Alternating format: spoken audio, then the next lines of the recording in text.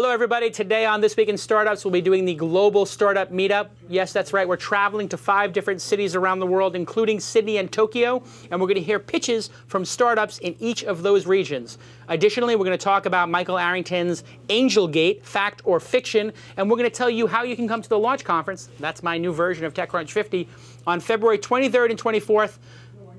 All this and more on today's This Week in Startups.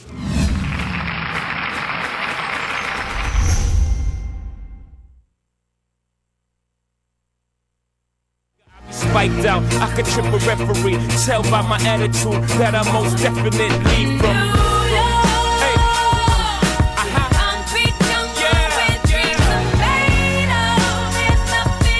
Hey. Hello, everybody. I'm really thrilled to be here. It's 8 o'clock at night in Santa Monica, which means it's somewhere in the afternoon, maybe 2, 3 o'clock. It's about 1, 2 p.m. in 1, the 2 afternoon, p.m. Wednesday afternoon in Asia. Australia and Asia. Yeah, in Sydney and in Tokyo. This is the 3rd time we're hosting the Global Startup Meetup. This all takes place if you go to meetup.com/startups. Meetup.com is a famous site for offline gatherings. They came to us with a piece of software a couple of months ago and said, hey, use this piece of software to coordinate events around the world. So we said, let's do one for startups. And this is the 3rd time we're doing it. 5 great countries. The first one we did at the normal time slot, about 1 p.m. Yeah, we did it actually as a normal episode. Normal episode, which means we got New York and the East Coast, no problem. It was 4 o'clock there, 1 o'clock here. Yeah. The next one we did. We did in the morning. We did a brunch. Yeah. So we did that because we wanted to get. It was for Western Europe mainly. We wanted to get Paris. We wanted to get Germany. We wanted to get all these great places. And we did. It was. And we did. Madrid. It was a great episode. Great episode. I think we had 10 cities that time. It was a little bit too much. It was like a 3 3-hour episode. Yeah, it was too long. It was so much show. I was exhausted, but wow, it's been great. And it's great to get to know all these other places, all these other countries that are. Wow, the dogs are going crazy today. The dogs really are. It's too bad we don't have a studio cam. TWiST and Fondue are absolutely going crazy in the studio. And so we will be going to all of these different cities around the world. TWiST Fondue, behave. Settle down. Settle down. And we'll be going to all these different. If only the cameras were pointed down. Get out of here, guys. Come here. Outside, come on. TWiST and Fondue. Live on the internet. Come on. Get out. Today on This Week in iPad, we'll be talking about. Get out. These dogs are out of control. All right, yeah. They'll calm down. Anyway, while we're at it, it's funny, you could actually see a dog just leap behind you can see them running They're around. literally running around like crazy. Yeah. Okay, TWiST and Fondue. Hey, guys, stop it. Stop. Thank you. Okay.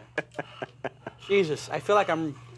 It feels like actually the last episode. A little bit. I'm glad it's them this time. Yeah, exactly. So anyway, we'll also have the Santa Monica winner who will present their company. Yes, later we have in the a show. winner from our local meetup. And I want to talk about another winner. Another winner is GoDaddy. GoDaddy. I've been using their services for a decade. I love GoDaddy. I have 2,000 domain names. And today I am proud to announce that they are sponsoring This Week in Startups and the This Week in Network. This is critical because they're sponsoring independent media. All around the world, people are watching This Week in Startups. And this show could not exist without the support of dedicated sponsors like GoDaddy. GoDaddy starts at less than $5 per month. And boy, they promise 99.9% uptime. They give you 24-hour support, 7 days a week, and free access to the GoDaddy hosting connection. GoDaddy now offers website hosting with unlimited disk space and bandwidth for less than $15 a month. If you enter the code TWiST10, TWiST10, hey guys, trying to pay the bills here. Yeah, really. It's unbelievable. You'll save an additional 10% off your entire order. Some restrictions do apply. So get your piece of the internet at GoDaddy. My favorite feature of GoDaddy, this isn't in the show notes here, but I can tell you my favorite feature by far, go to domains and then bulk registrar and type in all your domain names. Yeah, no, it works. Solve like you get 5, 10 at a time. You have these long lists of domain names. I've actually seen a list of some of the domain names you own. Good domain names. Pretty incredible. Actually. I probably have, I'm not kidding, $1 million in domain names at GoDaddy right now. Literally. I would believe the value of the domain package. And boy, am I thankful to them for helping us out. So let's go to our first call. Who do we have on the line? Hey, dogs. Stop. Oh my Stop God, it, guys. The dogs are freaking Stop out. it, Fondue. I'm gonna be right back. I'm gonna take the dogs out. Yeah, let's do that. We have Tokyo is on the line. We have Terry. She is our organizer from Tokyo. We're going to be speaking to her. I hear she has a cold, which explains why she's wearing the surgical. But don't take it off! Don't take it off! You'll infect everyone. That's why she's wearing the surgical mask. So we're gonna chat with her for a second, and she's got the winner. You can see next to her, I'm presuming, of the Tokyo meetup tonight. Wait. So we're gonna talk to them right now. Now that the dogs are Wow. calmed down. This is an epic episode. You guys couldn't hear the dogs, right? No, Yeah, it's we could seamless. hear them. We could hear them totally. Okay. So you're calling from Tokyo, and it's 2 or 3 in the afternoon, and I see the zombie outbreak has reached Tokyo by now. All is lost, and God save us all. This is God is coming first. But it is true, actually, in Japan, you'll walk around, you'll see people wearing surgical masks, and you go, why are they wearing a surgical mask? Well, it's tradition in Japan, as Tyler explained it to me, for people who are sick themselves, not to prevent themselves from getting sick, but to prevent themselves from spreading sickness. So they will wear civilized. it. It's so civilized. Correct, Tyler? Yeah. Well, they're very dense, you know. It's in a very Tokyo, dense place. so. And that's why actually during the country is dense. The Yeah. people The people are not, sharp. not They're so sharp. dense. The people But sharp. are not dense. during the N1, was it N1H1 was the name of the virus? Yeah. We actually weren't Swine able flu. to go. That's right. Our trip got canceled to go to Japan and see some very powerful, important people. And it was taking weeks and weeks for them to get out of the country and to let people into the country. They take it very They seriously. take it incredibly seriously. Shut the place down. Yeah. So how many people were at the event today? How many people pitched? And do you have a winner? Yes, can you hear me? I can hear you, 5 by 5. Cool, excellent. We had about 16 people, and we do have a winner, and we're ready to promote when you're ready. Awesome. And what do you do there in Japan, Terry? Well, I used to manage a band called Pizzicato 5, and now I do WordPress community web development, and I teach business English presentation. Awesome. So let's hear the presentation. Okay, introduce yourself and go for it. Okay. Hello. Hello. Jason. Yes. My name is Mutsumi. Mitsumi, nice to meet you. Nice to meet you. Today I would like to introduce a web service called Gifty. And Gifty is a simple gifting service that allows anyone to send small gifts easily by using Twitter. And we came up with this idea because sending gifts are sometimes very difficult and annoying. And in order to just send a gift, you have to go find your perfect gift, write a gift card, look up your friend's address, pay for the shipping fees. There's like so much things to do to just send one gift. It's okay if you're sending like a wedding gift, but if you're sending like a small gift to your friends and families, it needs to be more simple. So what we did is we made a service called Gifty, and Gifty makes things very simple because you'll be sending gifts to your friend's Twitter account, and also instead of shipping the gift, the receiver will go to the retail store, and they will receive the gift right there. And I would like to show a quick demo, but I have no time, so it's really simple. And we just started on August, and we just only have alpha version right now, and 30 test users, and 2 stores in Ginza and Shibuya, and we're just testing the stuff up. So what is the domain name for Gifty? Is it just a Twitter account? We have several domain names. We haven't decided what we're going to use. We have gifty.co. We have gifteee.com, giftynow.com. We have several of them, and we haven't decided. This is a great idea. I love it. Very well done. I can see why you won. I think your pitch was very succinct. It's an alpha product, so we're not going to see a lot of visuals, but it became clear to me why I would use this service.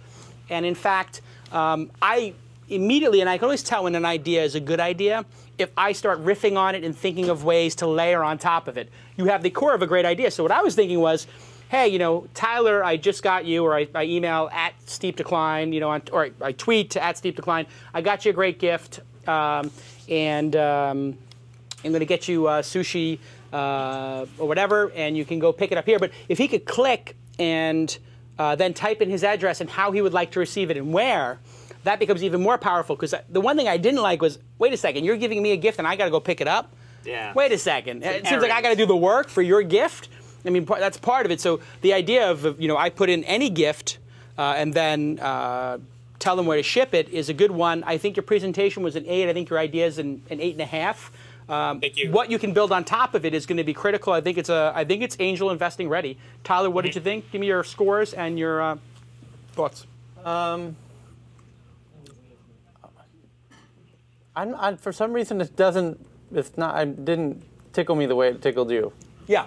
I mean, Japan has a much more gifting culture. It's you're giving gifts on a weekly basis as opposed to, but so it'll have a much more utility there. Yeah.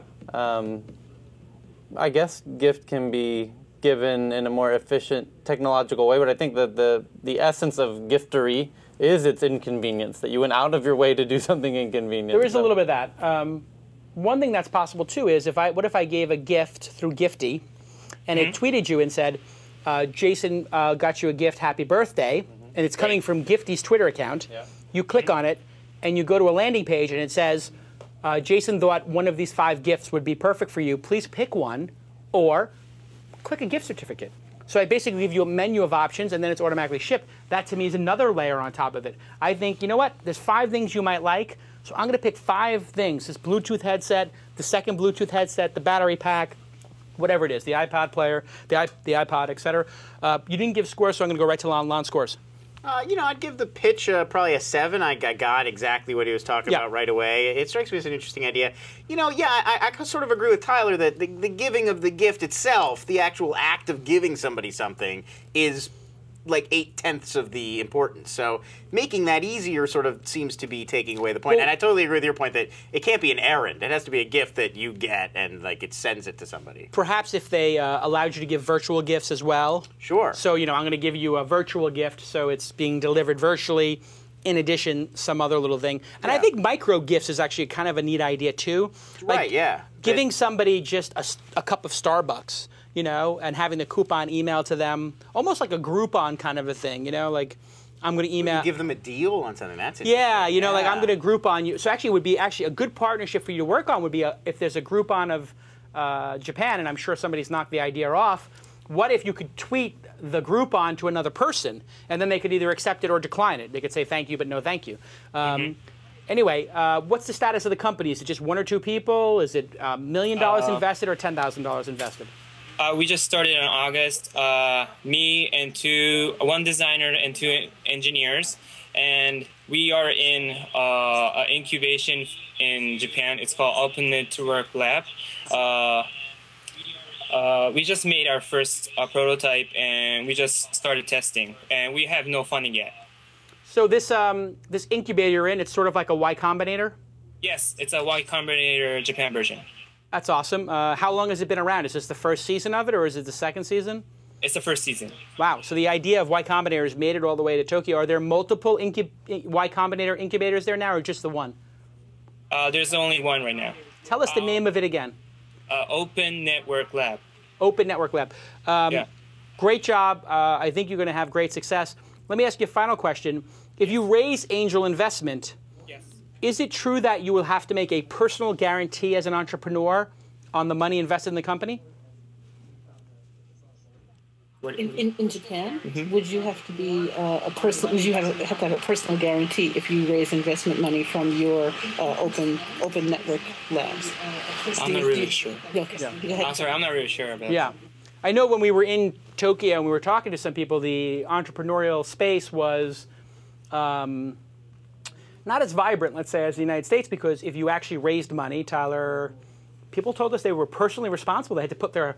Can you imagine the United States if you started an internet company and you were like, I'm going to put my house on the line or something? We'd have a lot fewer companies. A lot fewer people would be a lot Sure. braver.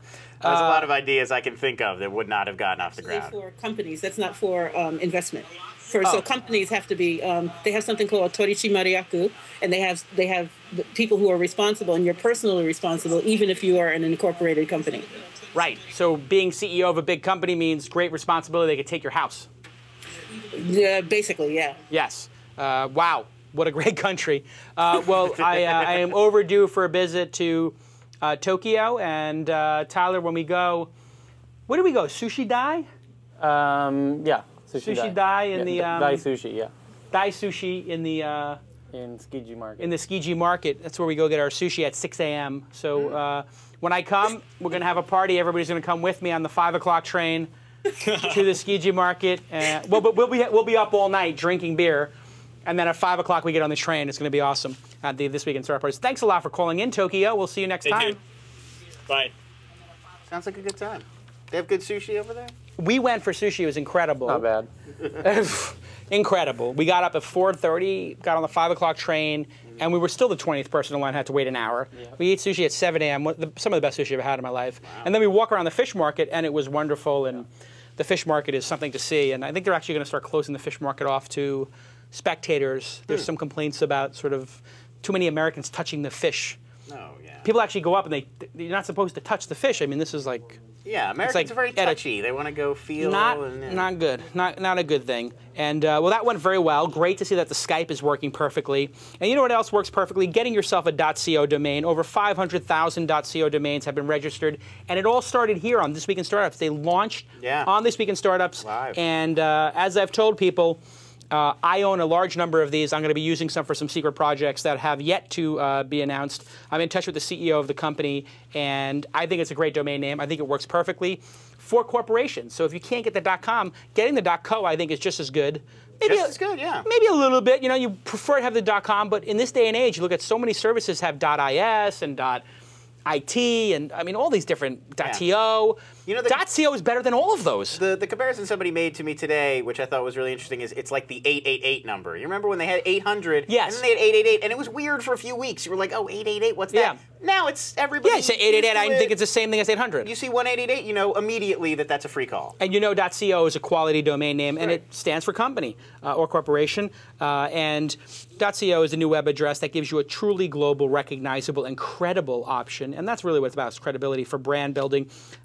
Overstock paid over $350,000 for their new single-character domain. Wow, they got O.co. That's pretty amazing. And Twitter got T.co. It's a great company. Go buy your .co domain. Interestingly enough, you can go buy it on GoDaddy. So we got this whole full circle thing going on here. Big synergy in today's episode of This Week in Startups. And if you are a fan of the show, it is your Giri, speaking of Japan, it is your duty to support the sponsors. Because you love this media, you don't have to come out of pocket and pay for this. This is the kind of stuff that the kind of wisdom we learn on this program. I learned on this program from the guests, like Alex last week, was brilliant. Amazing. And also this great idea. You know, this idea would have never gotten a global audience if it hadn't been from the support of GoDaddy and .co. So it's your Giri, your responsibility. Look it up, Giri. Giri. Go look it up on the Wikipedia. Giri means it's your duty. Just thank GoDaddy and .co on your Twitter account. These guys see it and put #twist at the end.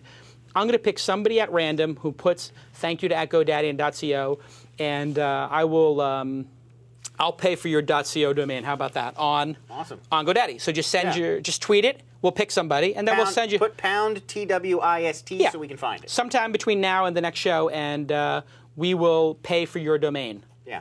And I'll send you a Mahalo pack as well. It's always good to get a Mahalo pack. Yeah, we got a lot of beach towels, etc. So our second call is ready. And who is on the line? It's Tim from Melbourne. Wow. Tim, are you there? Hi, Jason. How are you going? It's going great. How's everything in Melbourne? Absolutely fantastic, as always, in Melbourne. Did you have a nice meetup today? How many people came? Is it just a meetup of one? Well, it's a pretty exclusive club. It was just the three of us today, all from the same business. So we locked the doors and just us. Absolutely. Well, that's a great start. We've had many meetups start with just one or two people. Yeah. And now the next time around, you'll have 20 people. And that's great. Absolutely. So tell us about your company and what you do. Sure. Well, Jason, we believe that the world is changing and businesses now need to focus more on the needs and wants of their customers. So our social learning website, Clienteer Hub, aims to share the how of customer experience with a community of customer managers. Customer managers are people we're calling clienteers. Clienteer Hub brings together the tools, the experts, and the information that any business and its clienteers need to cope with the ever-changing customer space. Think LinkedIn meets Wikipedia in one learning vertical. Basically, the core value of the site will come as a searchable list of answers to the recurring questions of customer experience. And those questions will be developed by both the community and the experts. The business model is subscription-based, and we'll soon launch our membership area to facilitate social learning between customer experience managers. To date, we've focused on the network-independent value, and what we've done is gather together the best experts and begin to interview the leading companies around the world in the space. So we look forward to launching the next phase of our business in the coming weeks. Great. Well done. I'm a little unclear because you said so many buzzwords and so many different things you do. I got the sense that you're doing essentially customer support for these big brands and providing. What it is. So tell me what I got wrong. Yeah. Sure. What it is clienteer is a word that we coined to give the title for the role within a company, the role being the person in the organization that actually supports the relationship between the customers and the business. So it's the person that sits at the boardroom table and actually speaks on behalf of the customers. And what we wanted to do is have a website, a social learning website that allows those people in those roles around the world talk together and learn from each other about how to best get better at their job and support that relationship with their customers. So this is for the Chief Customer Officer. Absolutely, Gene Bliss, yeah. And you're calling it a client, C-L-I-E-N-T, tier, T-I-E-R? Yes, yeah, T-E-E-R. We've actually trademarked the word around the world at the moment. But clienteer. To be honest, yeah, clienteer. Like Mouseketeer, but like Mouseketeer, but clienteer. Yeah. And so that's the person who is most obsessed with the clients, and you want to have a group of them talk about the best practices around it, sort of like a social media best practice hub. Sounds like a pretty good idea. You need to refine your pitch. It's very hard when you start creating your own words to have a good pitch. Yeah, so if you're speaking another language other than English and creating words, you might want to define the word. We call clienteers like Mouseketeer. Like, actually, Lon did a better job explaining it to me than you did, because he used Mouseketeer, because I could understand what that meant. Oh, Mouseketeer is somebody who's a fan of Mickey Mouse. Client, and I think that's pretty global. Clienteer is somebody who's a fan of clients. He did a better job of explaining your buzzword. It's good to make a word like that. I think so. The pitch is probably like a 6 or a 7. It could be much clearer, but that's okay. You're practicing. The product, I'm not sure what value this has. This is like whenever you do these things that are, creating words, creating positions, you're assuming a lot. Have you talked to customers, and are they demanding that this exist in the world? Yeah, absolutely. I think if you look at the research around the world, we're actually becoming more loyal as consumers, provided that the business is actually paying attention to us. And if you look at all the most successful companies around the world, it's because the customers are telling them what they want and they're responding to that. So if the customers can have, the businesses can have a role within the business that actually takes that feedback in, then ultimately they're gonna provide better products and have more loyal clients. Is this a tool for clienteers from different companies to network and learn from each other, or to interact with their own customers? No, absolutely, to network with each other. And that's why we say it's social learning. Got it. And how will it manifest itself? Like a message board or a Q&A site or a wiki? What's the device by which they share? Sure. Well, what we will have in the members area is what we're calling topic toolboxes. So people will be able to start a topic, and it might be a question of how do I choose a CRM system for my business? Right. And people will then be able to, in a similar fashion, I guess, to something like Mahalo, be able to add videos and have discussions around that and wikis. Okay, so I'm going to give you another piece of advice. You just made up a second word, a topic toolbox. Yep. And so I don't know why you guys are so obsessed with making up new words for a question and answer. But just call it question and answer. Just call it a message board, because it's getting awfully confusing unless using these words lets you charge more. In that case, you get an exception. Lon, I'll let you go first this time. Score the pitch, score the idea. The pitch is, I got to be honest, it's a little confusing. I think in this case, it's clearly a better idea for a site or for a product than it is a pitch. So I would probably go, maybe a 5 on the pitch. Yeah. I would go a 7 on the product. It's a good idea because it's so niche. Like, if you were doing this as your day-to-day job, you might love a community of other people who are doing this, but how do you find those people? How do you hunt them down? And it's got to be pretty difficult inside of company. You're the client evangelist. You're the clienteer. Well, there's only ever going to be 1 or maybe 2 of you at a so it's not like there's going to be like 100 people at the company. It's not like, all the PHP developers or all the salespeople get together. It's like, there's like 1 person in an office on the corner who gets to do this. Tyler, give us your scores. Give us your feedback.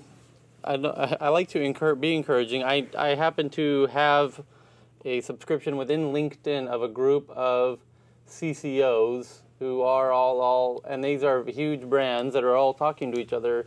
And is that actually CCO a title? No, but I mean, as you sort of coined it. Oh, okay. And these are very, very large brand customer relationship experts all talking to each other. And I don't know. So you're saying this already exists in LinkedIn? Well, I mean, every business has things that already exist in it, and there's always room for innovation, etc. But I think it would need to bring something more to the party than look at whatever LinkedIn's doing, and certainly find out how that can be taken to the next level. So you didn't give scores? No. Give us the scores. You don't want to be brutal? Yeah. Okay. Tyler's in a bad mood. Everybody has to suffer. I'm not in a bad mood. No, you got creamed in it. Listen, you have the good news is, if you ever are in a situation where you have a choice of bad pitch, good idea, or good pitch, bad idea, you're going to pick the former, not the latter. I will say this though, that's the space that he's referring to is hot. I think red hot. Not yet. I think it is going to become a hot space. Okay, so it's heating up. Because the whole thing that social is doing at the end of the day, it is driving all of these customer service people nuts, and they are in a tizzy about what to do about Twitter and all these review sites, and now Google's buying Yelp. We have all these review sites, maybe Google's buying Yelp, and actually the reviews from your customers online. Facebook just bought a travel review site. Facebook bought a travel review site? Correct. Oh, interesting. They did. I'm trying to remember the name of it. I can't even remember that. It was a minor buy. It was like a couple of people. But yes, the review economy. Did I just coin another word? We're coining words on this like crazy. Chief Client Officer. It was called Chief Customer Officer? Chief Customer Officer. Something like that. Did I say Chief? Oh, hold on a second. It was called Next Stop, the one that Facebook Next Stop. That's what Facebook bought. But no doubt, there's the whole Twitter conversation platform thing is driving these people crazy. The cat is out of the bag. Customers are talking to each other. If you do not... To Gary Vaynerchuk's credit, I think he conceptualizes this very well. He says it's small town rules again. Or what he means by this is back in the day, our grandparents, everyone spoke to each other in a small town, and if you were a shop who were known to rip people off, you'd go out of business. Word spread quickly. Word spread quickly, and this is where... Reputations were destroyed quickly. Yes, this is where the baker's dozen came from, where you gave an extra free donut, Because it mattered. Yeah, but that's how you did customer service back then. Back then it Try and go get a baker's dozen now, anywhere. I think everybody's on their best behavior now. I mean, if you look at with Mike Arrington with the Delta thing, or Adeo Resi with the Virgin America thing, it's like all of these people are on notice, like, please do not give bad customer service or else it becomes a whole Twitter stream kind of thing. Thanks to Melbourne for calling in. We really appreciate it. Enjoy the rest of your day. Thanks, Jason. See you soon. I saw a great film, an independent film, a crime drama. It was like the mean streets of Melbourne. It was called Animal Kingdom. Yes. Have you seen it? I haven't, but I was reading a review of it just the other day. Animal Kingdom, I believe it takes place in Melbourne. Somebody do a little check there. But Animal Kingdom is a great film, and I enjoyed it very much. And let me tell you, the people down there are... When did you see that? I was in New York. I was on vacation. I was alone. I had like one day in Manhattan. It was actually after the audience conference, and I went to see it. A crime drama that revolves around a criminal family set in Melbourne's vicious underworld, loosely inspired by the real events of the Wall Street police shootings that occurred in 1988. What was the Brazilian City of God? City of God, one of my favorite films. It's like Mean Streets, City of God, Animal Kingdom. It might as well be the same film localized for three different regions. It's really on that level. It's like New York, Brazil, Melbourne. Yeah, I gotta see it. Was it Brazil? Was it Sao Paulo? Yeah, it was Rio. It was Rio. City of God, yeah. Yes. Okay, so I believe we're going to San Juan, Marcos. Marcos is San Juan. Marcos is in San Juan. I'm just wait a second. Did they flip everything? Because I'm like, wait a second. Is this San Juan Marcos? Is it? Yeah, there is St. John something. There's a Juan Marcos. There is a Juan Marcos. And there's San Juan, and this is Marcos. Whoa. Okay. From San Juan. It's confusing. City named San Juan. Individual named Marcos. Marcos, how's everything in San Juan? It's all good. Yeah. We have a good group here. Awesome. Nice to see you guys down there. Now, wait a second. It's nice innovating from the Caribbean. everybody wants to retire in a Caribbean island. We've already done it. I love it. Now, the guy who's in the back there with the pink shirt, is that a beard or a scarf? It's a beard. Get him over here. Get him over here a second. We're I want to see packing his beard. heinies. You know, it's late night. We thought that we might well start partying. He's got a nice beard going on there. Okay, so you had a little startup competition. Who won? And let's see their pitch. Absolutely. Luis Almodovar with BrainVent. Okay. Whoa, and I see TWiST in the background there. Look at that. There's a guy right behind you holding up a sign. TWiST. Yes, I like that. The guy's got the iPad up there. An iPad, yeah. I like it. This is some serious stuff. Yes, when we go to the next city, the next city should have like candles and be holding like a vigil. It should be themed. Next time it's themed. They should have somebody cut confetti. They should all just pop confetti. It's decided. Next time we do one of these meetup events, every city has to pick a theme. So we'll have the best city and we'll have the best startup. Yeah. Whoever had the most fun startup. I love it. Most fun startup. Most drunk startup. Most drunk meetup. Do we get to participate? So tell us your name.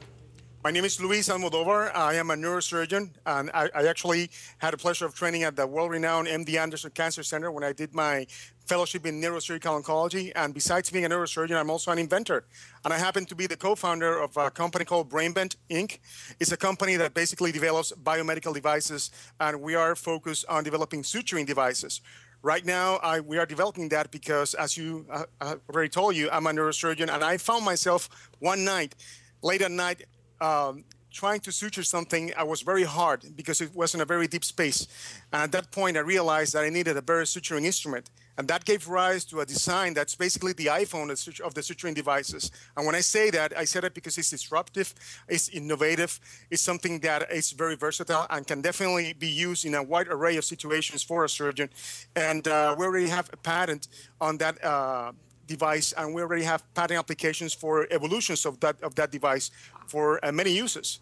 So that's very, very nice. We already have a company, and we already have promises for a commitment from a hospital, which is the biggest hospital in the region, that's going to buy our product. So we are basically about to go. We are already engaged in FDA approval and FDA regulatory affairs, and we are basically expecting to be in the market in the first quarter to second quarter of 2011. Okay, so you're a neurosurgeon who has now invented a new way to do sutures in between fighting Al-Qaeda in Afghanistan.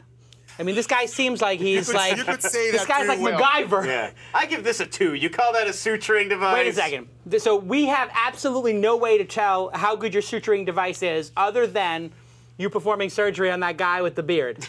So if you could bring him into the frame and let's suture something over there. I can do that in a split second, man. I'm going to give you a 10 on your presentation because you're passionate. And the only thing I was a little worried about is you said that you were suturing something late at night and it was in a hard place to reach that was very dark, and I got a little nervous. Don't worry, I'm still a neurosurgeon. Don't think that I'm an OBGYN. I don't want to know exactly where what you're suturing, but be careful. It's my only advice. Tyler, give us the scores. You must give scores right now. 10 and 10. 9.5? What do you take the 0.5 off for? Is it the angle of the suture? He's going to take the pain out of suturing. This is the iPhone 4 of suturing. Give your scores. Give your scores. Oh, 10s. 10s. Are on the board. Tyler, would you like to? He's a neurosurgeon. He's a neurosurgeon. Smarter than us. Yeah, no doubt he's smart. I'd give the guy 10s. You never know when you're going to be in San Juan and need brain surgery. Yeah. This guy's got a patent. Shit's patented. Go on. All right. Luis, you did an awesome job. Congratulations on winning. And I wish you great success with your medical device. And eye suture, I think, is going to change the world. And it's going to be huge. Thank you very much. I am unqualified to tell you exactly how good it is, but I can tell from your enthusiasm that it is going to do fantastic. I wish you all the success in the world. And good luck with everything. We're going to move on to the next city. Enjoy the sun. All right. So now we're going to La Justin. Where is that? That's in the Caribbean? La Justine. La Justine. I'm sorry, France. Yes. We're going to go to France. Islands. We're going to La Justine in the Virgin Islands. No. Oh, no, wait. That's L.A. and Justin. It's Justin in L.A. Justin is our pitcher from here in Santa Monica. Here we go. Okay, and here he comes around. Have a seat. Nothing to worry about. And get ready to tell us about your medical device. I have a feeling they didn't understand exactly what we were doing here. Honestly, I was talking to Marcos, and he's a fan of the show. He watches every week, so you know, I mean, that's the kind of startup they had, I guess, that they wanted to share with us. That's awesome. I mean, hey, who are we to judge? Lives, right? So you won LA. You have 60 seconds, Justin. Tell us your idea. Awesome. Dealometer offers hyperlocal daily deals with a focus on mid-sized markets like Erie, Pennsylvania, where we launched just a few weeks ago with a whole lot of success. We found that markets with 50,000 to 1 million people in the U.S. make up about a third of the U.S. market, and that leaves 100 million people that are currently unserved by the local daily deal space, like Groupon and companies like that. Another major difference between us and everybody else is the fact that we source deals through the local community as opposed to through a massive sales department. And so, for example, if I'm a restaurateur that is actually watching this show right now in Boulder, Colorado, I could go to the site and submit my own deal. So, wow. Yeah. Awesome. Well done. Very good job. And I have the site up here on my, looks very nice. Thank you. So, from what I understand, you are going to zig where they zag. You're going to go after the small markets, play small ball. Yep. And you're going to do, instead of top down, bottom up. Exactly. Anybody submits their deal, you vet them, I take it, make sure it's legit? Actually, what we do is we have our users vote on the deals in those markets, and they kind of vet them for us. So they're local, they kind of know the businesses already, and we've already proven that that works. You know, the top deal in terms of votes was Super Suppers in Erie. They're kind of a freshly prepared meal type of service, take it home and bake it. And it got 30 votes before we launched it for sale. We sold 103 of them this past Monday. You know, so it obviously works. And so you're a little nervous about being in like this ridiculously red-hot, crowded space with multi-billion-dollar companies? Or is your plan, let's win these small markets and then you become an acquisition target for them? Exactly. Yeah. Perfect. I love it. It's are you your first-time entrepreneur? No, actually, I've been doing this for about 10 years. So really? I had a CRM startup that we were actually in the process of rewriting the product for when we came up with the idea. I was from Erie, Pennsylvania up until July of this year. We moved out to Irvine, and we read an article on CNN about Groupon, and we're like, what the hell is that? And you know, Erie's never heard of Groupon. That's why we launched Erie. You know, it was kind of a good test market for us. We built a product, and it was just you know, it just made a lot of sense to, you know, to go at it from that angle. And so we repurposed the team and built the product out for Dealometer. We pivoted, yeah. And that takes that. So now you're triangulating on Silicon Valley or a major city. Exactly. You went from Erie to Irvine. Yeah. And at some point you may wind up in Los Angeles, New York, or San Francisco, I take it. Yeah, it's hard to say. You know, we think that, you know, we're currently raising a round of capital to prove out our growth phase. You know, we've already generated $7.53 in revenue per Erie user 3 weeks in. So, you know, it's obviously proving that it works, but, you know, now we're kind of starting to launch other Now, is markets. that 4 users and they bought a $28 Groupon? No, it's not. It's because I like statistics, but I just want to make sure we're clear that. Or did every person in Erie spend $7? Because that would be impressive. No, that your would be users awesome. Of your user base. Our users that are located in Erie, because we now have users that are signed up in other markets as well. They must be stoked because they're basically watching Groupon like you are and going, why can't we get in on that? And I don't want to have to go to, what's the closest city to Erie? Cleveland or Pittsburgh. They're an hour and a half, 2 hours away. Yeah, people, I don't want to go 2 hours to get a Groupon. I'm going to spend I'm going to spend $20 in gas to save $15 on food. It makes no sense. Nobody would do it. Well, and we actually believe that Groupon focuses on Orange County here, right? So does Living Social and everybody else. Right. And the difference with us when we finally tackle Orange County is that we're hyper local. So our markets will be Irvine and Newport Beach and Huntington Beach versus Orange County as a whole. I like the hyper local deal, and I actually know Matt Coffin from Daily D, who's on the board of Mahalo. You know DailyD.com? I've heard of it. Yeah. Yeah. So they're doing very well. And you should meet him at some time because he's an angel investor and very much in the deal space. So email me, and I'll try to set that up for you. Can I send you our deck as well? You can send me your deck as well. Awesome. But I'm not doing any more angel investing this year. I know you I'm said trying that. to. My wife is going to kill me because I'm always like, baby, I just got to take another 20. I just need another 25 dimes because this one's going to be the big one. I'm such a gambling maniac. I just can't take it. And now when you say you're not doing any more investments, it basically is a challenge now because entrepreneurs are now like, oh, well, that doesn't apply to me. I have the greatest idea ever. I will convince him of that. Sure. So now that was supposed to, maybe throttle but now you've made it a thing. Now I've made it a thing. Oh, well, prove it to me. Well, then I told somebody, I was like, I'll tell you what, I'll put in like whatever, and then give me like some advisor shares. And they were like, well, and I was like, okay. So now it's become a chess match. Well done, congratulations on winning, and I wish you future success. Next on the line is Sydney. We were in Melbourne. Now we're going to Sydney. Okay, yeah, thank you. He's like, wait, I want to stay here for the rest of the show. Unhook. I know, it's fun to be in the room for the show. It is fun. And from my hometown, Irvine. Oh, you're from Irvine Irvine, originally. California. You are from, like, the Republican Irvine. I know, right? It is. Really? Yeah, What was that like to grow up there? It's very straight. It's a little bit like growing up in Disneyland, because it's a plant. Irvine's a plant. I know, but is it a little bit racial down there or not? You know what? It's very segregated, is it not? I wouldn't. Segregated isn't the word. And actually, in Tustin and Irvine, there's a lot of Marine Corps bases and everything. So that there is some diversity. There's a lot of newer kind of groups of people coming in that you wouldn't necessarily think of as being Orange County. But listen, no, it's very very white and it's very religious, conservative, Catholic. Well, I mean the Saddleback Church. Like stadium church, 10,000 people. 10 minutes from there. I grew up 10 minutes from Rick Warren's congregation. Rick Warren's book on how to be a cult leader. I don't know if that's the exact name. I'm paraphrasing it. Yeah. But he's got a book about how to start a church. And a friend of mine, actually, Scott from Meetup, said, read this book. And I read the book, and it's amazing. He knows how to get inside people's heads.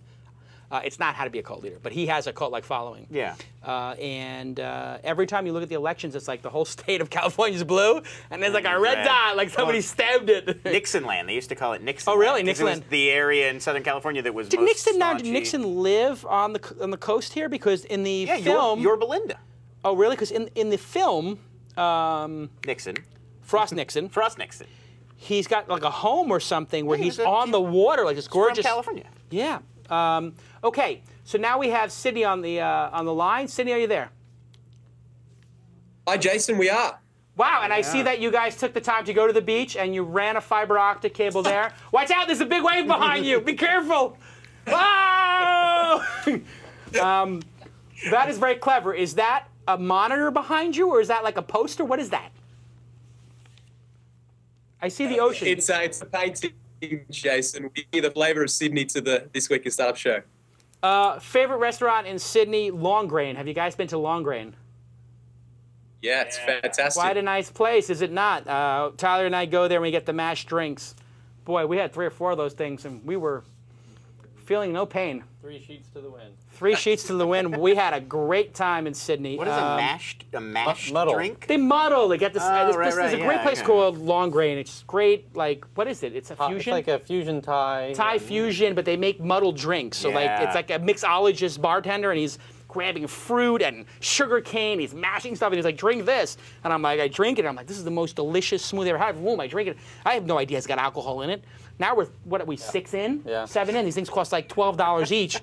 I spent like $100 just on drinks at the bar. Delicious. Me, Tyler, and my wife were out. Luckily, we weren't driving. Although in Sydney, it doesn't seem like that matters because everybody seems drunk there at night. People drink some beverages there, no? People do drink. There are some pretty tough laws, though, with driving, though, so I wouldn't recommend it. I don't recommend it. You can surf with the great white sharks and the tiger sharks, no problem. So, gentlemen, did you have a nice turnout? Looks like you got about a half dozen guys there. Yeah, Jason, we had a great turnout. We had a few pitches. We picked one. It's a very happening down here in Sydney. So we actually want to ask you a few questions, if possible, about how we can start startups here in Australia and get them over to the US. Is there some traction? How do we do that? What's the best way to do it?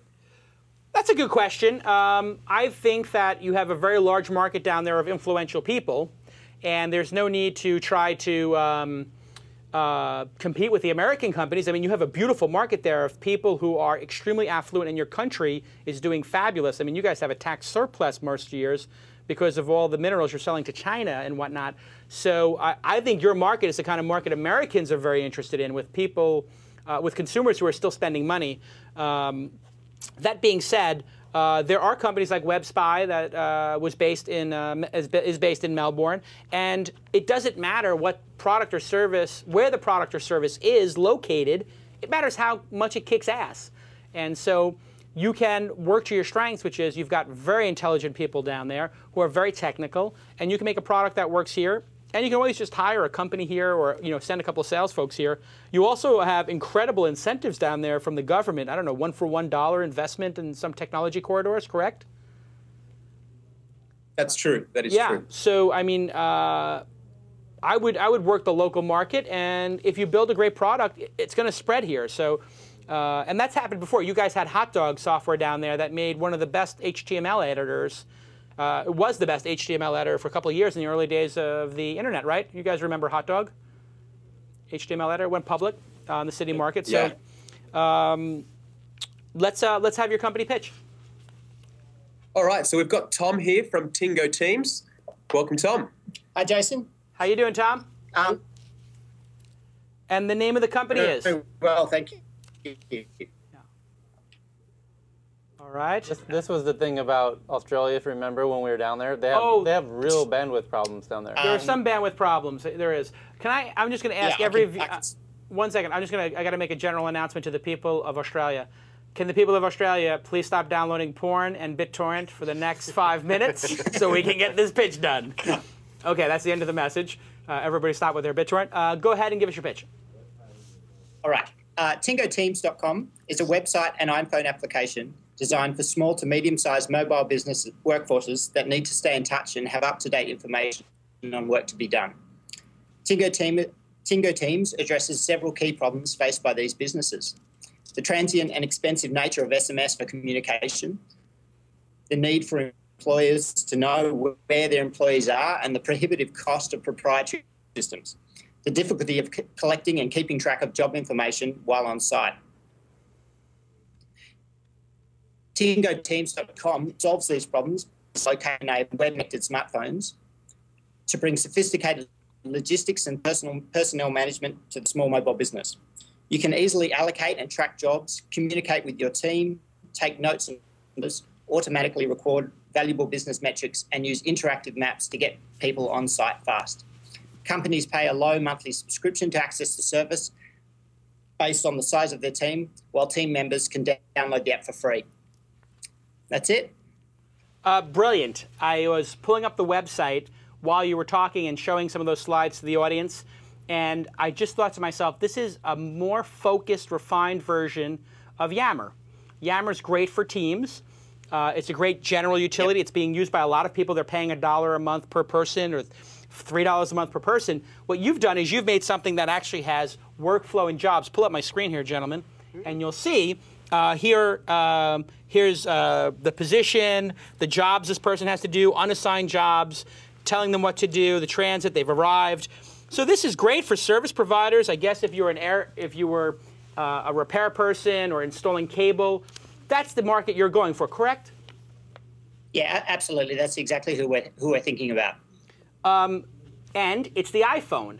And a boss would love to just give an iPhone, which is such a cheap device, $60 a month device, $70 a month device, to each of their workers, and actually, instead of having them fill out paperwork, just say, I'm arrived, I've left.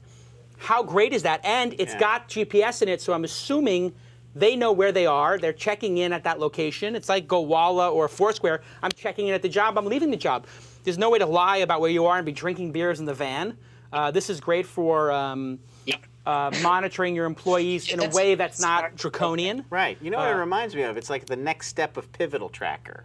Yes, it's like a wireless pivotal tracker. Mobile pivotal tracker that's a little bit more specific to individual employees instead of just teams.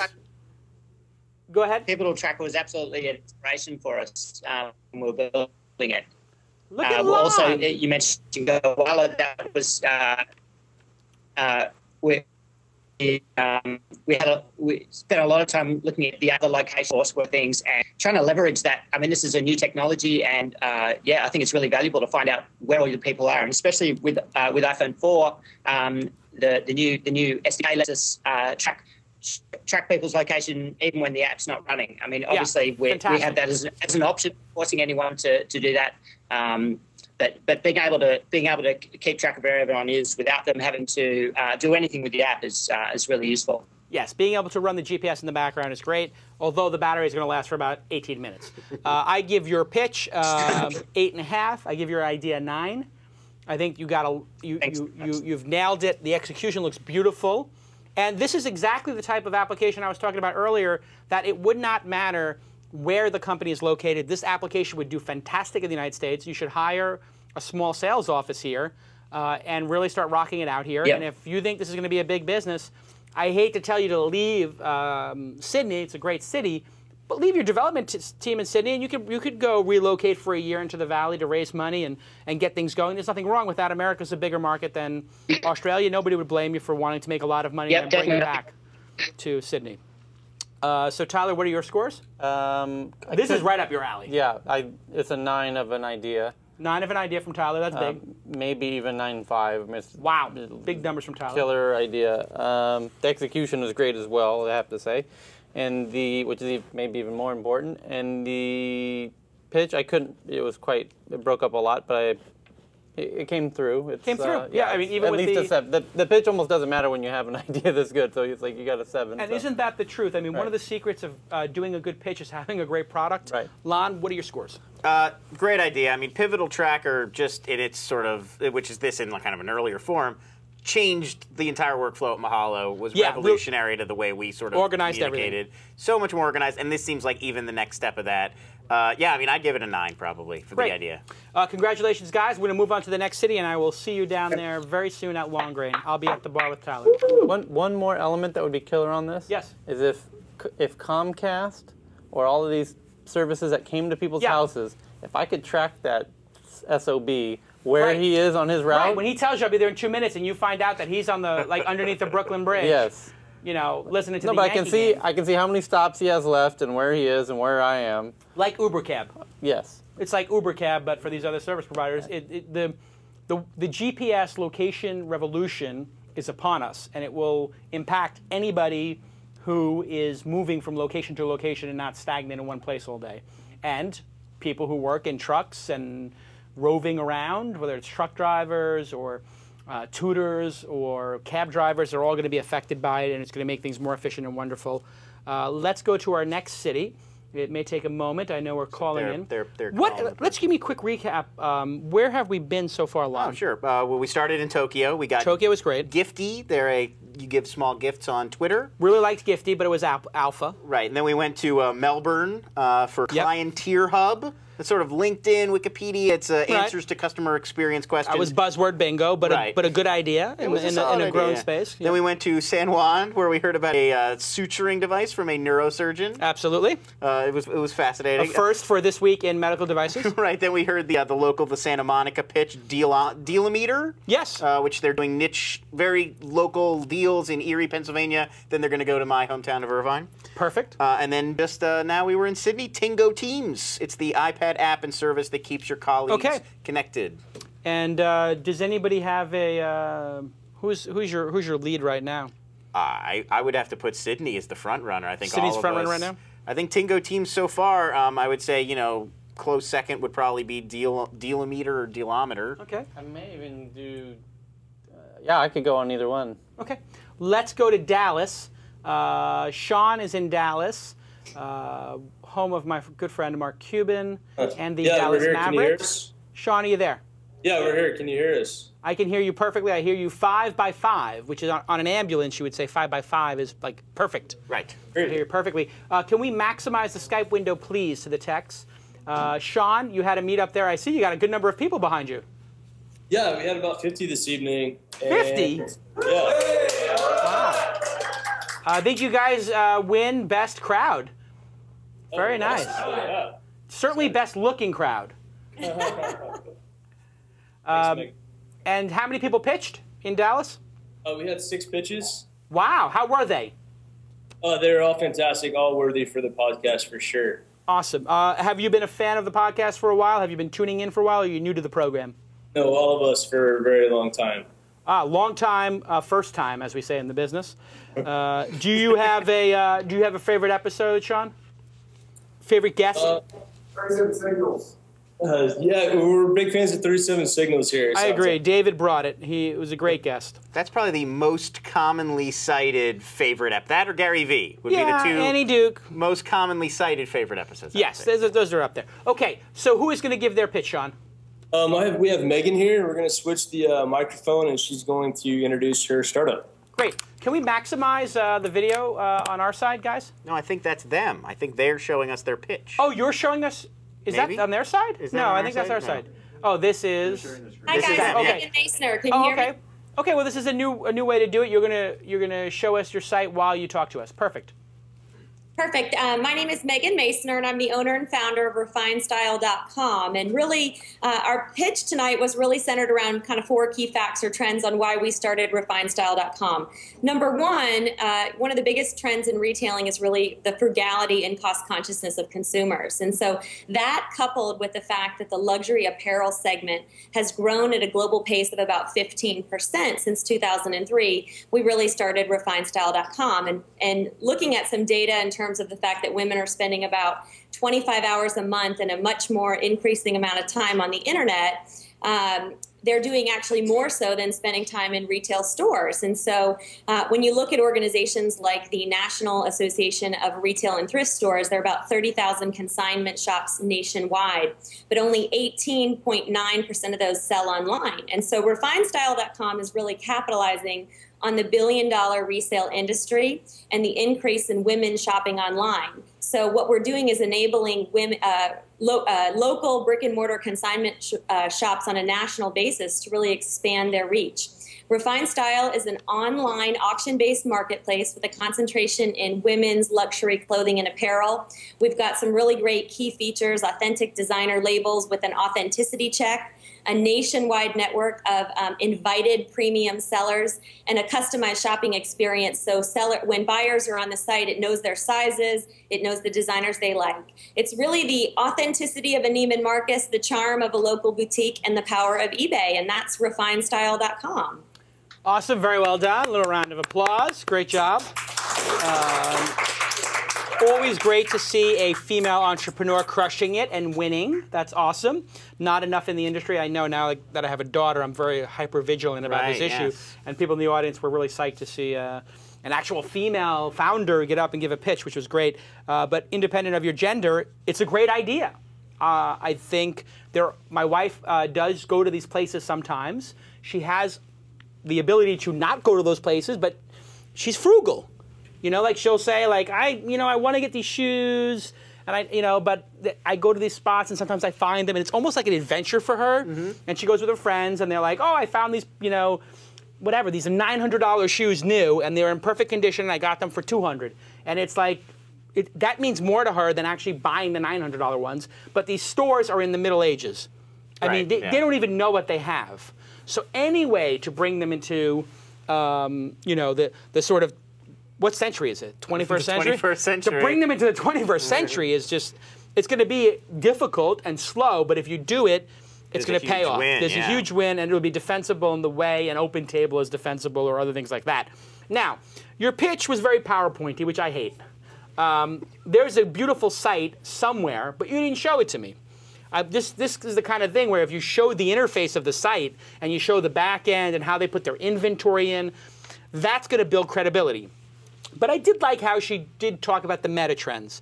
Mm-hmm. But whenever anybody starts that, and Tyler and I have been through this a million times, sometimes you have somebody who's so good of a presenter, and she was a great presenter, and they're so polished and they speak so well that they get into the PowerPoint black hole, where they're so smart that they're going over all the trends, and it's like, well, I want to see the product. Like, yes, I believe you that these trends are going on, but please show me the product a little bit more. And so the pitch was 90% PowerPoint, and maybe there were little screenshots a little bit, around it that I could sort of make out, and I could imagine what the site was. Don't make me imagine. Show us the site. And if the site's not ready, just pay somebody to make mock-ups. Even if it's a wireframe, it's better than nothing. Yeah. So PowerPoint equals death. Seeing the product is, if there is a product, you want to see the product. Even if there is not a product, you have the great way of simply showing a mock-up. Right, which is, you take a piece of paper and you draw what you want, and you say, this is here, and you put arrows on it, and you go to 99 Designs or whatever place you like. It's kind of hard with the light here, but anyway, that's a mock-up, and I just send that mock-up to somebody, and it works generally pretty well. So are you still on the line? Tuning in. Can you see the site? We put the site up. We're hoping we don't have technical difficulties, that you couldn't see the screenshots and the mock-ups of the site. Yeah, no, we couldn't see it, but anyway, you did a wonderful job presenting. I gave your presentation an 8. It would be a 9 or better if I had seen like the back end and how the consignment shops log in. I think the business is like a 7 to an 8 on a business level because I'm a little uncertain as to how long it will take to get these people online. I know it's going to be a grind, so I would have some concerns around that. So I would want to see, like, as an angel investor or just anybody, like, you know, how long it takes on average. But let me get scores from the other gentlemen. Lon, you go first this time. I mean, you know, it sounded to me a lot like some other sites and some other concepts that are out there. I would have liked to hear a little bit more about how this really sets itself apart from all these other kind of deal, shopping, auction kind of sites. Having said that, it's a huge market. Yeah. I don't think any of us are denying that tons and tons and tons of women are online buying all sorts of things. Yeah. And a marketplace like this has a big future. So, you know, I'd give the idea probably a 7 or an 8. The pitch probably a 6 or 7. Okay. Tyler? Idea 7, 8. Pitch was in the painfully 4-ish, 5-ish range. Really? Well, you hate PowerPoint. Yeah, but yeah, if all of that stuff comes after the fact. If someone wants to doubt you or question you, like, you know, on the market size and all that, and it's great that you know all that stuff, and you should know all that stuff. Right. That comes after. You always start with the product. Yeah. Yeah. Okay. It's so like, great job. I don't mean this to be an insight, but it's very pomegranate-ish, and it's like you sit there, you got to peel. You're saying the pitch is like a pomegranate? This pitch is like a pomegranate. Yes.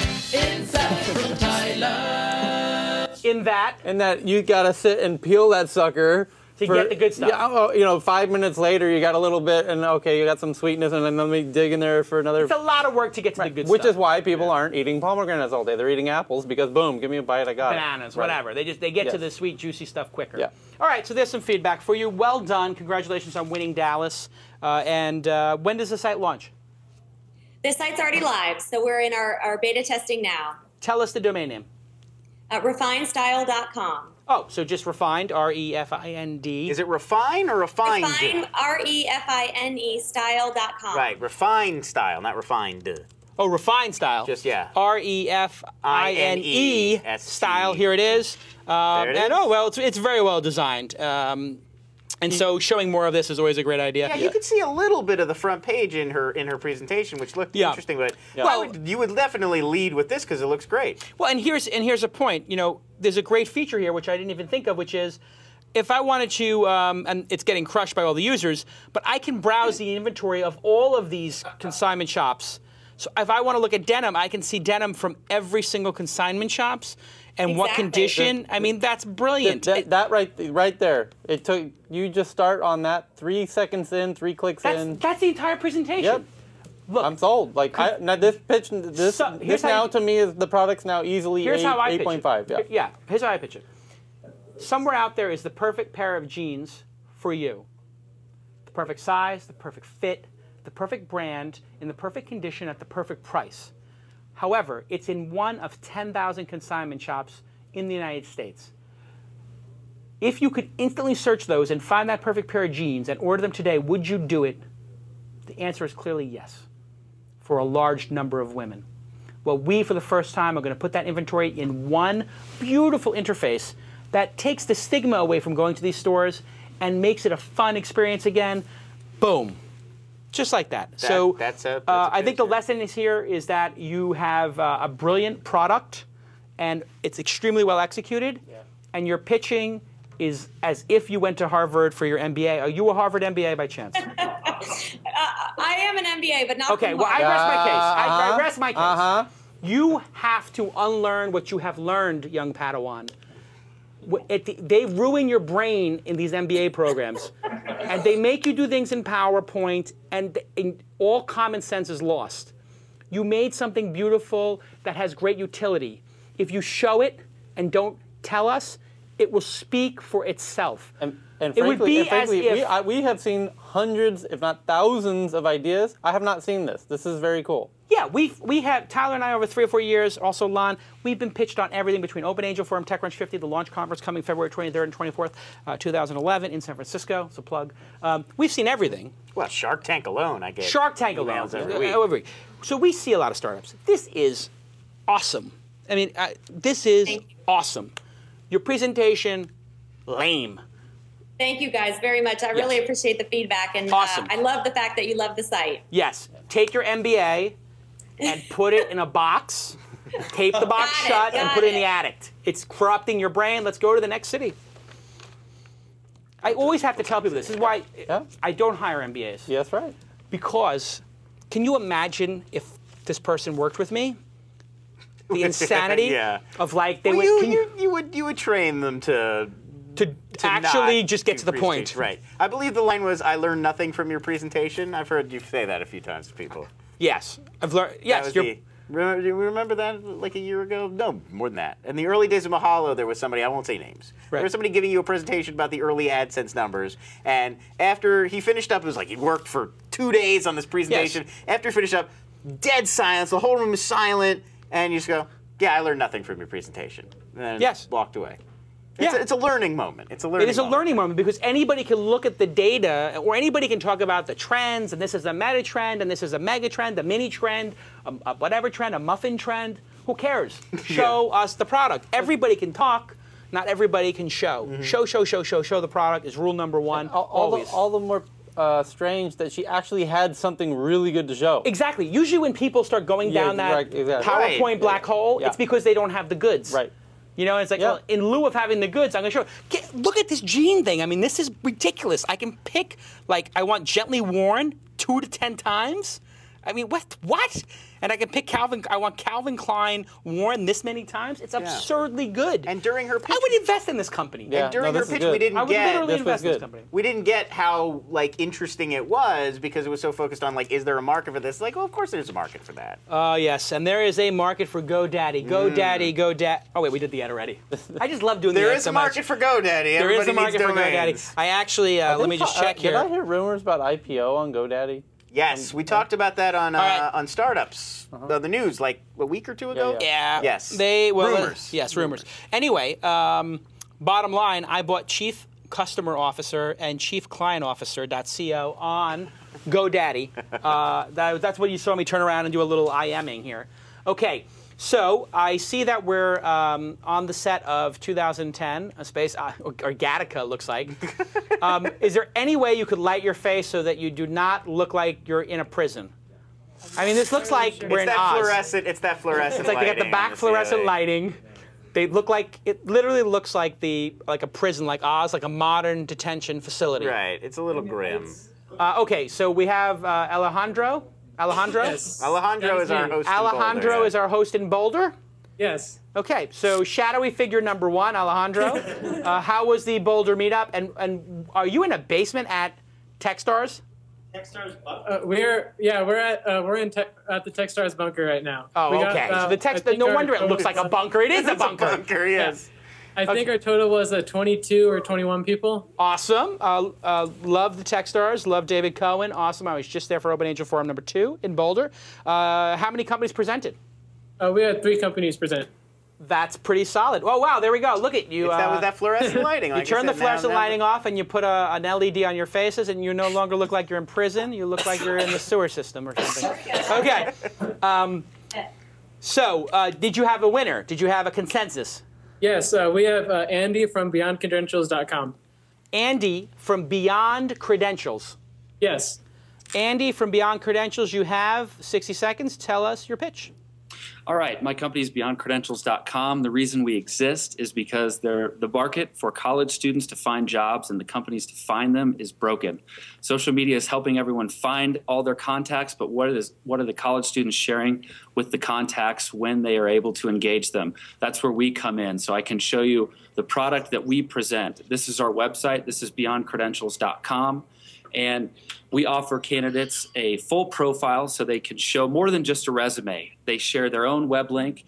They can show, if you look up in the top right-hand corner, there's View Sample. You can see a sample in the very top up there.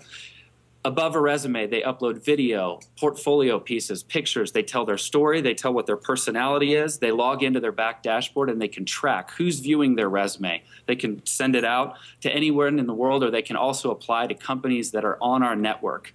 How we make money, companies pay a yearly subscription fee to come in and recruit our talent. Why we're different, we're exclusive. We only accept students with a 3.0 GPA and above from the top 300 universities in the country. We vet all of those, so all companies that enter know the caliber and the personality and what drives every student that they find on our site. That's what we do. We make money from companies. We've already signed up 65 companies, some paying clients, paying $5,000 a year for a subscription. We've already landed some investment. And most importantly, we've landed partnerships with National Honor Societies in the United States with members over 150,000 to offer this product to all their members because they qualify for our site. And it's a good piece that they see valuable, that candidates now in 2010 need to be sharing this as they use these Web 2.0 tools to find all these contacts and not go back 4 and 5 years and attach a resume when they try to stand out to companies when they want to find jobs. Okay. That's my pitch. Well done. I had the site up here while you were doing it, and we showed a little bit of it on the screen. Very good, very good. Big round of applause. High energy there in the bunker. Your pitch was probably 8.5, incredibly concise. They train you well in the bunker at Techstars there. And your idea is clearly an 8. This kind of stuff has not been done before. You have a very innovative idea. If it will work is the question, and time will tell. But I do like the idea. I tell people your social media presence is critical for your success. And I always tell people, they say, oh, well, I would like to work at Groupon. How can I get a job at Twitter? Or I would like to work at Causecast. And I say, well, if you want to work at Causecast, it's about causes. So start a blog called, the Cause Blog, or the Cause Update, or the Cause Report. And every 2 or 3 days, write an intelligent blog post that links to stuff that Causecast is doing or Causes on Facebook is doing. Create a Twitter account called Cause Jason. Change the background to be the Cause Report by Cause Jason. Get an email called causejason@gmail. Blah, blah, blah, blah, blah, blah, blah, ad nauseum. Create and then post comments to those other people's sites with an avatar that makes you look not like a stalker. And all of a sudden you have a social media presence and people can feel like, oh, wow, well, if we're going to hire somebody to work in Cause and social media, well, why not Cause Jason? You're the first idea. Sure. That's exactly what this is. You're building a social media presence, but in one place. And then I love the idea that you've narrowed it down to people with a certain grade point average and a certain select group of schools. It's incredibly elitist, but I could see that being a plus to HR managers. The fact that you do the pre-vetting means I can surf through this profile of people and know at least they're smart, and they're smart enough to create and they're at least industrious enough to create a presence here. Tyler, what did you think of the pitch, and what did you think of the idea? Boulder, I have to say, they never cease to impress, right? I mean, they have a really good thing going on there. What is in the water in Boulder that the entrepreneurship is off the charts? I mean, even before the pitch, It is unbelievable. It's like every company in Boulder, even before the pitch started, it's like, okay, I'm going to take a 1.5 off just because I have high expectation levels already. Yeah, basically they basically have a handicap. It's like you're basically like, these guys are so good that they have to spot the rest of the competition a point. Right. But what do you give it? Give it your honest judgment. Yeah, pitch is solid 8.5, towards 9-ville. Yeah. Idea-wise, similar. Are you familiar with a startup that seems somewhat similar from what I understand that launched today? Pardon me? Do you know another startup in the similar space that launched today? Not if they're exclusive like we are.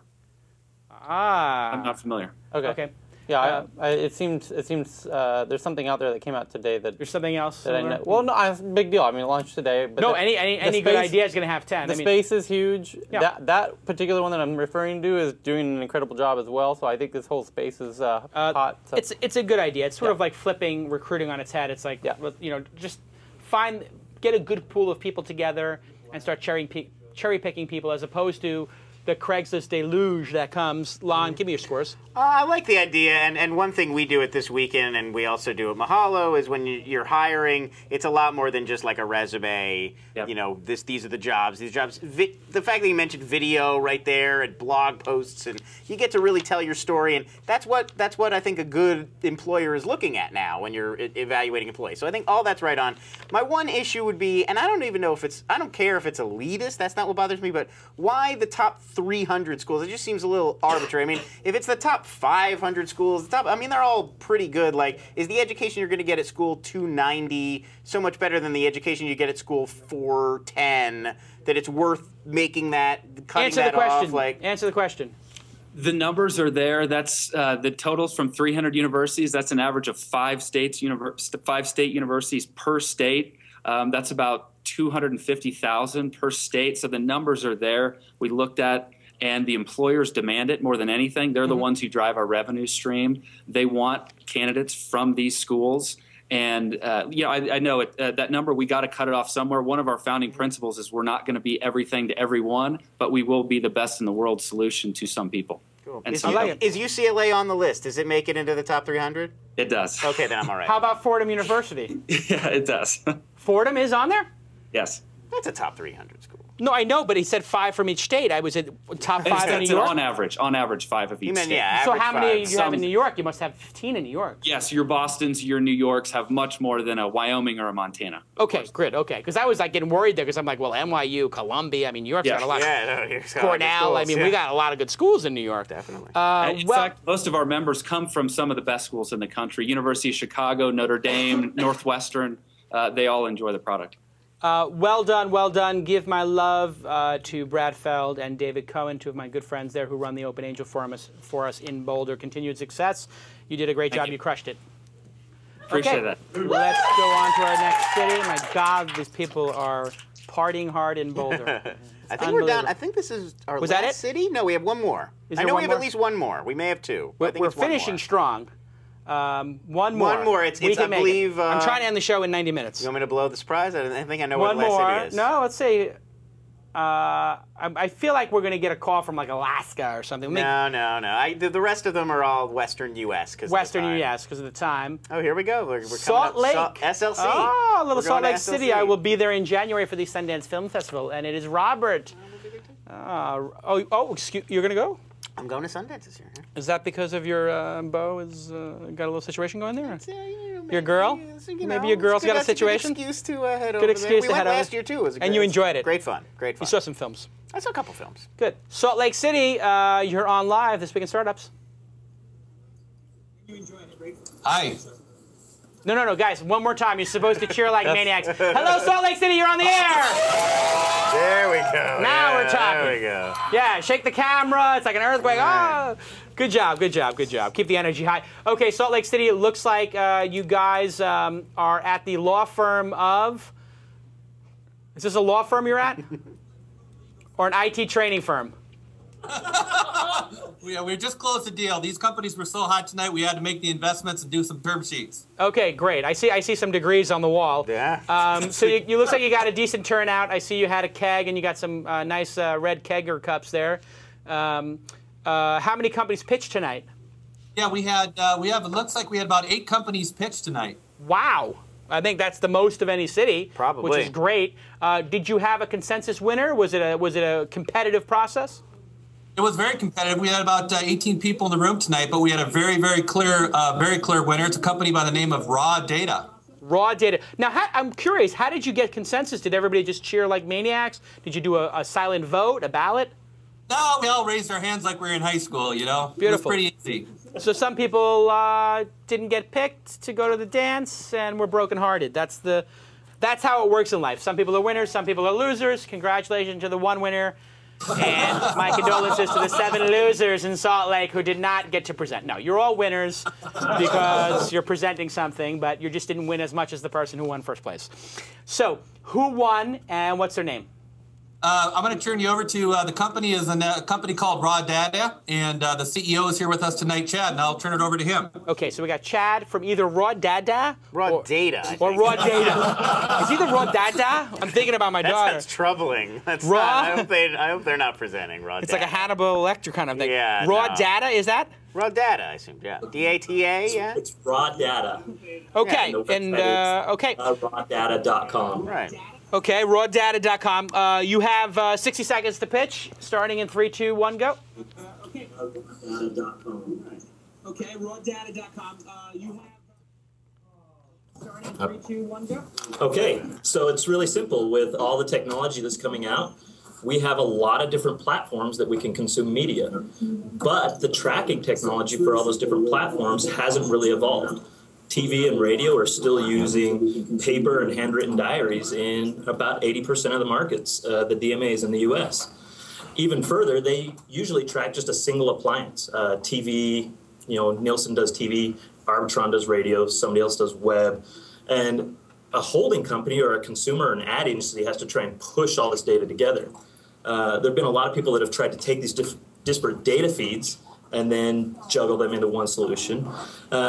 But you get a lot of different conflicting areas. So the biggest problem that we address is how do you track one consumer and how they interact with all these different media platforms. And we do that through using cell phones. So as you start out your day driving in your car and you're listening to the radio and the commercial comes on and you change the station, we hear that. And then you get home and you start watching TV, but the game, you've had it TiVo'd and you start it 40 minutes late and skip every one of the commercials, we can see that. And then the news broadcaster says later on in the evening, go to our website for more information. We track that as well. So it's one report tracking TV, radio, web, all your media consumption. And we go back and sell that to broadcasters and advertisers. So this is a Nielsen ratings for your entire existence. Exactly. Okay. So we can do some really cool things like substitute media. Ratings for your entire existence. Okay, we got a little bit of the echo going on, so I'm going to just go ahead and give my scores. Yeah.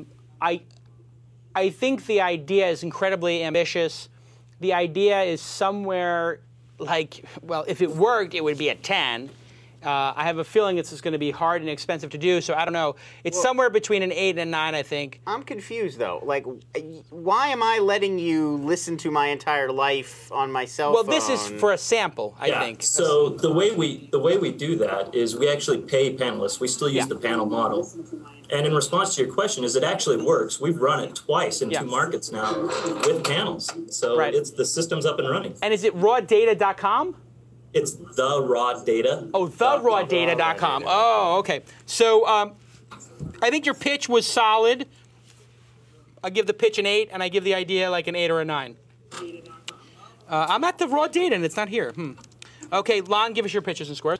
I give the pitch probably gets like a 7 or 8 or something. Like I got the basic idea, and I agree. If this worked and you could get all of this data, like this is something that as a video company we struggle with constantly because people are watching our videos in 100 different places, and it would be great to know a lot of information about them. Having said that, I have to say I find it a little creepy, the idea of like spying on somebody else. I get you're paying people to do it, but I don't know. It feels weird. I don't know if I would want to do that. So I don't know. I'd be dubious of the results. Lon, give us your scores, please. That's Tyler.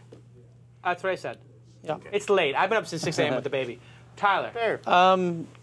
I really like these kind of ideas. Yeah. So, I mean, there's huge. I mean, if he can not make it work is a whole other issue. But as an idea, I actually really like it. I'm tickled by it. It's in the high 8s, low 9s for me. And then in terms of pitch wise, he's fine. He knows how to pitch. He's at a high 7, low 8. Okay, perfect. Well done, Salt Lake City, and I will see you in Park City for the Sundance Film Festival 2011. Yeah. All right. Love the Salt Lake City. Are we going to some parties? We're going to go to some kick-ass Sundance parties? I will. I'll get you in. I'll get you into the big parties. 1 year it was... Well, anyway, I don't want to get into it. It'll take all night. I got some really good parties. Okay, so we did it once again. We made it. I am exhausted. I'm sure everybody's exhausted. Go through very quickly, Lon. Real quick. All right, so we started with Tokyo, Gifty, you send people gifts through Twitter. Melbourne, Clienteer Hub, it's a community for customer experience, customer service people. San Juan, suture people up even when it's dark and you can't reach them. LA, Dealometer, it's like niche local deals. Erie, Pennsylvania, they've started. It's like Groupon, but hyper-local. Sydney, Tingo Teams, it's sort of pivotal tracker, but with your phone, and all sorts of other GPS-enabled little bells and whistles. Dallas, refinedstyle.com, auction marketplace for, clothing. Boulder, beyondcredentials.com. It helps college students create a sort of social media profile that helps them then find jobs. And in Salt Lake, we have the raw data. It tracks consumer info as they interact with various media through their cell phones. Okay. So, gentlemen, come up with your top 3. I'm going to go through these right now. One more time for the audience. Tokyo, Gifty. Melbourne, we had what was it? Clienteer Hub. Clienteer Hub, right. Okay. San Juan, we had the Sutures. We had Dealometer here in LA. Sydney, we had Tingo Teams. In Dallas, we had Refined Style. And in Boulder, we had Beyond Credentials. And in Salt Lake City, we had Raw Data. Yes. And did I miss one in there? Nope. Between Beyond Credentials? Nope. Beyond Credentials was Boulder. Salt Lake was Raw Data. 3, that was 4, it. 5, 6, 7, 8. So there were 8 cities. 1, 2, 3, 4, 5, 6, 7, 8. Yes. Okay, so we had 8 cities. And then LA. I think we're all going to agree that Tingo Teams from Sydney, Refined Style, and Beyond Credentials were 3 of the top ones. They would have been. I have a different number 3. That would have been my top 4. Would have been okay, who is yours that I missed in there? Number 3, I had Dealometer. That's the one you missed. Okay, The so, hyper-local Groupon. And you didn't have? And I didn't have Beyond Credentials. That would have been my number 4. Okay, and Tyler, give me yours. Tingo Teams, Dealometer, Refined Style. Okay, so we yeah, Tyler and I had the basically that means the ones that we both picked most were Tingo Teams and Refined Style. So we all had Tingo Teams and Refined Style. So it's between Tingo Teams and Refined Style. I am going to ask Lon and Tyler to write down on a piece of paper which one they pick, and we'll see if we can come to consensus. Consensus. Tingo Teams, Refined Style, or Tingo Teams. Sydney did a great job with Tingo Teams. Dallas did a wonderful job with Refined Style. Tokyo with Gifty. Melbourne with San Juan had a guy who was making a medical device. Boom. It's the Steve Jobs of suturing. Tyler's writing his answer. And, okay. I think you need auto-tune in the chat room. Applying another. God, this is so hard. Sydney with Tingo Teams. This is it's tough, man. Thank you. My top 3 Tingo Teams, Refined Style, Dealometer, all great. I could see and Beyond Credentials was awesome too. Beyond Credentials was great too. And then I even say like Refined Style and Gifty and Clienteer Hub was Clienteer Hub. Whoa! Ooh, it's late. Hey! Hey-o. The snozberries taste like snozberries. I'm so glad I had to pull that. It's 9:30 in Los Angeles. It is 9:30. Tingo. So you guys have voted. I have your votes. I've got my vote. I'm ready to go. Here we go. It's tough though. It's really genuinely difficult. I'm gonna make my decision based on which company I would most like to invest in, not based on the presentation. That makes sense. That makes sense for me as an angel investor. Boom, boom.